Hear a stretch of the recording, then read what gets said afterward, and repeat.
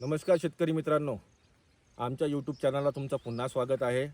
आज आपण आलो आहे मुक्काम पोस्ट पाथरगाव, तालुका चांदूर रेल्वे, जिल्हा अमरावती येथे. आजची तारीख आहे 11/8/2026. तर आज तुमच्यासाठी आम्ही नवीन मुलाखत घेऊन आलो आहे. प्लॉट आहे सोयाबीनचा.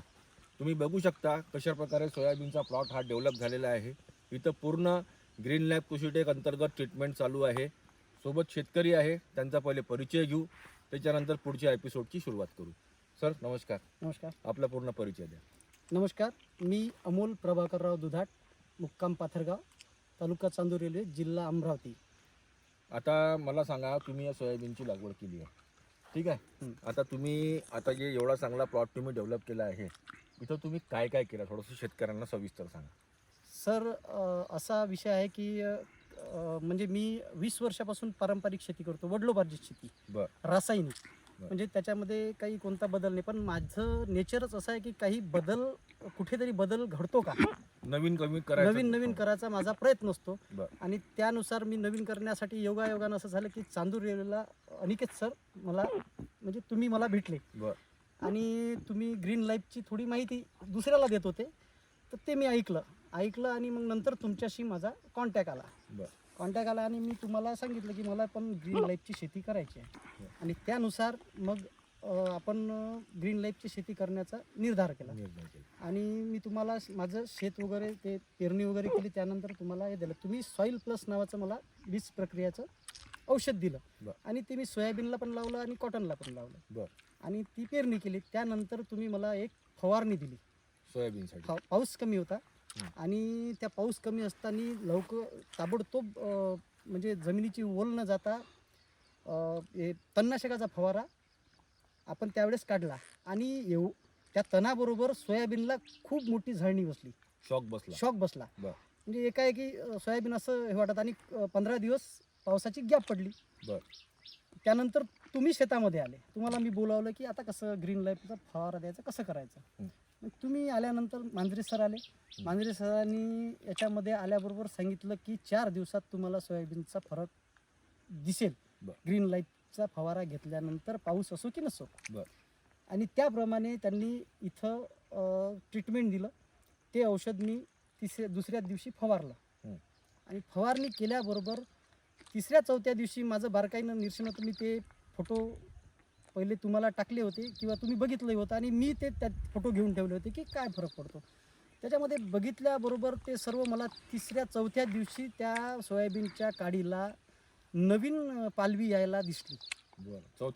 3-4 दिवशी आणि ते कालांतरानं दिवसेंदिवस त्याच्यानंतर मग ग्रोथ चालू झाली. त्याच्यानंतर योगायोगानं त्याच्यावर पाऊस आला आणि एकाएकी म्हणजे 15 ते 3 हप्त्याच्या दुसऱ्या फवारणीच्या वेळेपर्यंत सोयाबीनची क्वालिटी आज जे बघतो आपण त्या क्वालिटीचं सोयाबीन. म्हणजे सगळ्यात पहिले शेतकरी मित्रांना हे सांगा का तुम्हाला ग्रीन लाईफचं जे आता तुम्ही जे सुरुवात केली आहे त्याच्यामध्ये जे आम्ही तुम्हाला सांगितलं होतं ते बदल तुम्हाला दिसले का? बिलकुल 100% ते बदल. तुम्ही आता इतके वर्षापासून शेती करून आले, आता तुम्ही जे यावर्षी ग्रीन लॅबचं जे औषध वापरलं तर ते वापरल्यामुळे तुम्हाला काय वाटतं, तुम्ही समाधानी आहे? आमची शेती कशी झाली आहे आता, पहिले खत वगैरे शेतीत पडत होतं, शेती सुपीक होती, पावसाळे चांगले होते. पण आता जमिनीची मध्ये रसायन टाकू जमिनीची जी पोत असते ती खालावलेली आहे. आणि मला 100% शाश्वती होती की आपलं यावर्षी सोयाबीन दरवर्षीप्रमाणेच राहणार, कॉटनही दरवर्षीप्रमाणे राहणार. पण ग्रीन लाईफचा प्रयोग जेव्हा केला त्याचा एकदम इफेक्ट आपल्याला जबरदस्त मिळालेला आहे. म्हणजे त्याच्यातून खताची जे तुम्ही सांगितलं होतं की बाबा आपल्याला शेणखताची गरज नाही, आपल्याला काहीच नाही, जमीनमधूनच अन्नद्रव्य ते आपल्या फवारणीतून मिळणार आहे आणि तेच सत्य झालं. त्याच्यातून ते सर्व अन्नद्रव्य आणि आज ही पोझिशन सोयाबीनची आहे. म्हणजे आज जे शेतकरी सोयाबीन म्हणा किंवा कुठल्याही पिकाला जे रासायनिक खतं टाकतात, आता रासायनिक खताचे भाव पण बऱ्यापैकी वाढलेले आहेत. रासायनिक खत जे टाकतात किंवा शेणखत टाकतात त्याचा खर्च तुमचा वाचला 100%. तो खर्च वाचला आणि फक्त सीड ट्रीटमेंट आणि 3 फवारणीचं तुम्हाला नियोजन दिलेलं आहे. दिलेलं आहे. त्याच्यापैकी फक्त सीड ट्रीटमेंट आणि एकच फवारणी झालेली आहे. जो टाइम टेबल आहे त्या टाइम टेबल मध्ये दोन जे टाइम टेबल आहे ते आपण क्लिअर केलेलं आहे. बरोबर. आता 3 टाइम टेबल ते आपले एक टाइम टेबल राहिलेला आहे म्हणजे म्हणजे सोयाबीनचा अजून 2 फवारण्या दोन तुमच्या राहिलेल्या राहिलेले आहेत. आहे आणि ते त्यानुसार ते आता तर करणं चालू आता शेतकऱ्यांना दाखवा थोडंसं क्वालिटी, म्हणजे काय वाटतं तुम्हाला? थोडी फ्लॉवरिंग पण आहे. आता हे बघा, सुटलेली आहे. हे इतका म्हणजे वाढ त्याची इतकी झालेली आहे म्हणजे गुडघ्यापर्यंत जवळपास गुडघ्या- तुमच्या वाढ हा, आहे. आजच्या क्वालिटीमध्ये मला वाटते इथून एवढ्या एरियात हे सोयाबीन नसेल असं. हा, आणि थोडंसं दाखवा ना. त्यानंतर जे हे बघा, आता फुलांचे गुच्छ बघा, एका ठिकाणी 5-5 4-4 5-5 फुलांचे गुच्छ आहे. फ्लॉवरिंग सुरू झाली. फ्लॉवरिंग सुरू झालेलं आहे. हे बघा, हम्म. हे शेंड्यापर्यंत हम्म. फ्लॉवरिंग आहे. अजून याला दुसरा फवारा मिळायचाच आहे.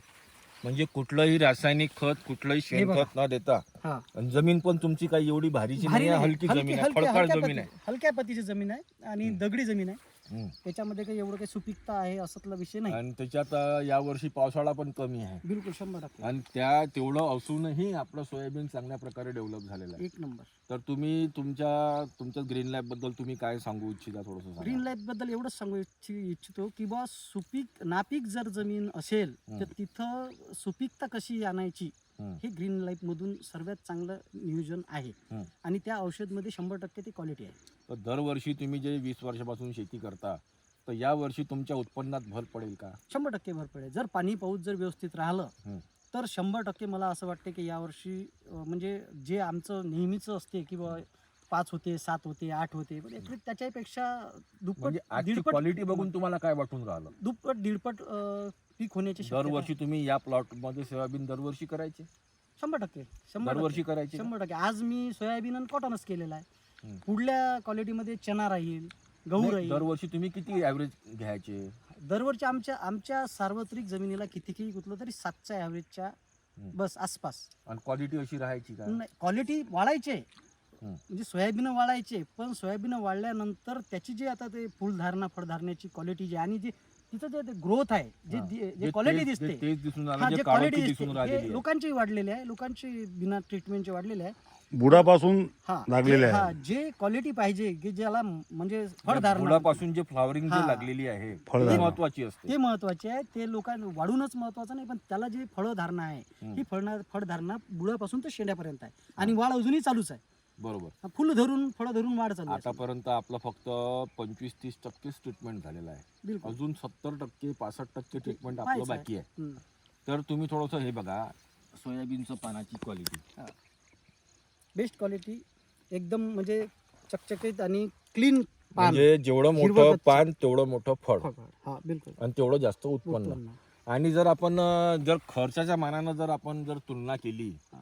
तर तुम्हाला काय वाटतं, खर्च जास्त होऊन राहिलेला आहे का कमी होऊन राहिलेला नाही, आता खर्चाच्या मानानं तुलना म्हणजे आज आपण जे शेड्यूल, आता माझं पहिलंच वेळ हा. आहे, त्याच्यानंतर शेड्यूल जे पास होईल हम्म. आणि जे माझा जो रसायनचा जो विषय असतो, रसायनचं जे मी आजपर्यंत शेती करत होतो तो आणि हा खर्च तो एकत्रित मेंटेन केल्यानंतर आपण शेवटच्या व्हिडिओमध्ये हा विषय मांडू शकतो. ते तर घेऊच आपण, हो. पण जे रासायनिक शेतीमध्ये जो आज खर्च येत आहे शेतकऱ्यांना, हा. खताचे भाव वाढ झाल्यामुळे किंवा औषधीचे नाही, भाव आता वाढ बघा, झाल्यामुळे, याला एक बेसल डोस द्यावा लागला असता, ते बरोबर ते तुमचा एक तो गेला. एक कमी झाला फवारणीमुळे. बरोबर. आणि त्याच्यानंतर आता याला जे आता समजा मला 4000चं तुम्ही औषध दिलेलं आहे, तर तेच औषध जर मी रसायनमध्ये घ्यायला गेलो असतो तर ते मला औषध 7000 8000 झालं असतं. भाव वाढ झाली. भाव वाढ झाली आहे, त्याची GST लागलं, हे लागलं, ते लागलं, सर्व गोष्टी वाढून ते मला 7-8 हजाराचा एक फवारा पडला असता. बरोबर. आता तो फवारा अर्ध्यामध्ये पडून राहिला. बर. म्हणजे असे ते त्याच्यामध्ये कमी याच्यामधून